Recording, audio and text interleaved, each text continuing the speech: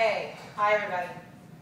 My name is Deborah Copaken Kogan, and my 6-word memoir is Daughter Buried Grandfather, Childhood, Ancient Mishegos. So my teenage daughter showed up at my Orthodox Jewish father-in-law's funeral in a striped mini dress and a pair of shit-kicker boots. It couldn't be helped. The black dress I bought her 2 years earlier while my still young father lay dying no longer fit. And Maurice, my 95-year-old father-in-law, was here one minute, gone the next, which left no time to shop. Jews being Jews, particularly Orthodox Jews being Orthodox Jews, Maurice's body had to be buried the next day in a plot he bought from a sect of Orthodox Jews called Moria, spelled M-O-R-I-A-H, but pronounced as in, how do you solve a problem like?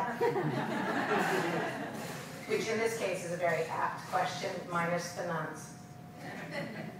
The Moria used to run a shul on the Upper West Side, just above Zabar's, and my father-in-law joined them after having spent 10 years hiding from Nazis. He bought the plot soon thereafter because while Hitler was dead, you never knew with Nazis. So a few hours after Maurice took his final breaths, a representative from the Moria called my mother-in-law to remind her that, as per their kind of weird misinterpretation of halachic law, women would not be allowed at the cemetery. This was not wholly unexpected news to the grieving widow, but it was, as you can imagine under the circumstances, not the best news either. Her current rabbi, who was also an Orthodox rabbi, was called in to the house that night to try to negotiate a better deal. Jews, right? The negotiations lasted well into the night, at which point the Moria finally caved, and he said, okay, fine, the women can come to the cemetery so long as we hid in the car until the grave was 3/4 full. True story. After which point we could get out and finish the job. I was told it had something to do with the possibility of contaminating the corpse with menstrual blood. Although try as I might, I have no image of how that might happen without resorting to sort of images better suited to fetish porn. So the next day, I'm in the back of the car with my kids, and they're my eldest 2 kids, the younger one we left at home. So I'm in the car with my 2 older kids, and I realized I'd forgotten to tell them about this whole, the girls have to stay in the car until the grave's 3/4 full deal that was struck. And so I told them, what are we in, the Stone Age, my son said? My daughter couldn't even speak. The look on her face hovered somewhere between disbelief and the kind of rage for which animal tranquilizers were invented. Are you kidding me? She said, that's ridiculous, I don't understand. It suddenly struck me. Here was a girl, or rather a woman by Jewish law, who had never in her 13 years rubbed up against the absurdities of sexism. Never. I know, I said, sweetie, I know, it's really, really dumb, but it's the deal that was struck, so we just have to stick to it, okay?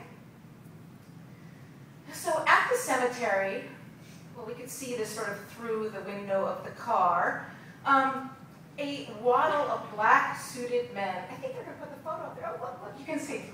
A waddle of black-suited men surrounded the grave, and they started davening, doing the bowing, and then they did the hard work, the hard manual labor of burial. Meanwhile, back in the car, we ladies gossiped, and we talked about how Maurice had survived the Holocaust by hiding in plain sight.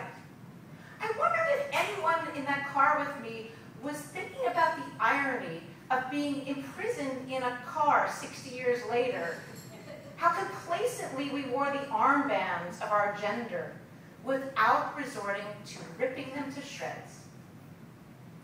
Finally, from our hidden vantage point, it looked like the grave was about 3/4 full, give or take a 16th.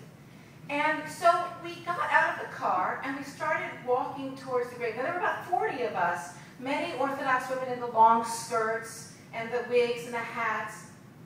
And we started walking toward the grave, which is when seemingly out of nowhere, this black-hatted, white-bearded rabbi showed up, and he starts running towards us, and he says, "What are you doing? This is a disgrace. Get back in the car. Back in the car." Clearly, no one had told him about the deal. My mother-in-law started crying. The rest of us were shocked into silence.